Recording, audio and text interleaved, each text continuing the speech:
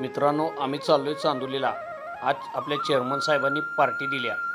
बघा गाडीतनं कसं आम्ही घाईंग घाईंग घाईंग घाईंग घाईंग घाईंग घाईंग करत आम्ही चाललोय। चला तर मग या मागणं आमच्या चांदोलीला जायला रस्ता किती भारी आहे बघा, टकाटक चकाचक।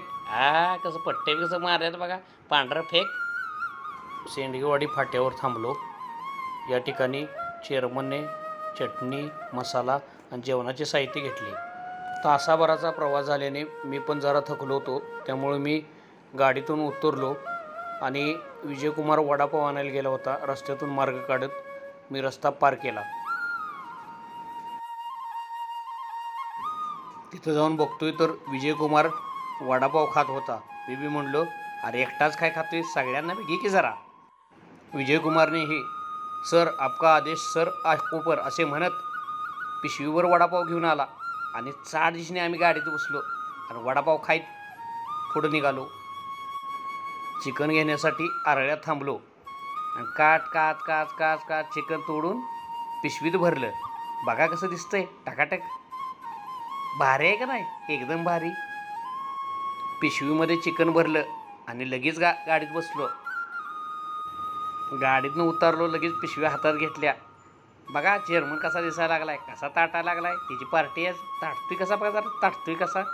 आणि आता आम्ही जिथं पार्टी करायचं आहे तिथं पोचलोय। पार्टी करायची म्हटले की चूल आली आणि चूल म्हणले की जळण आणलं, म्हणून पहिली जळणाची व्यवस्था केली। बघा किती जळण आणले। पेटवलेल्या चुलीत जरा कागद टाकली आणि आग लावण्याचा प्रयत्न केला। बघा कसा जाळ ढाण ढाण ढाण ढाण करायला लागलाय। चेअरमननं मग त्याच्यावर चिकनचं पातेलं ठेवलं आणि काम सुरू झालं। जाताना बसायला काय तर न्यायचं म्हटलं होतं, पण विसरलो।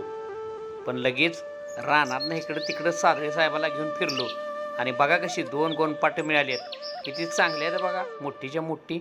आणि आमची सगळी बसायचीच काय, झोपायची पण सोय झाली। सागरनं कांदा कापायचं काम हाती घेतलं आणि काचकाच कापताना बोट हात जाऊ नयेत म्हणून मी मात्र कांदा सोलायला लागलो। बघा सागर कसा कांदा सोलायला लागला, हळू हळू हळू हळू हळू हळू हळू।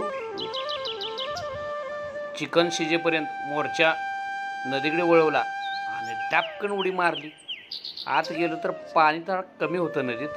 मग टोकत तिघजण आम्ही चालत चालत चालत चालत नदीच्या पलीकडे गेलो। बघा कसं दिसतोय तिघं पण।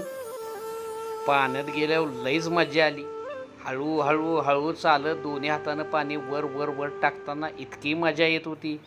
गार गार गार पाणी, उन्हाचा तडाखा, इतकं भारी वाटत होतं। इतकं विजयकुमारला मी म्हटलो, आत ये आत ये, तू काय आलाच नाही। सागर बघा किती मजा करायला लागलाय। परत मी बी दोन्ही हातानं पाणी ढंबाव टप्पाव वाजवून त्याचा आनंद घ्यायला लागलो।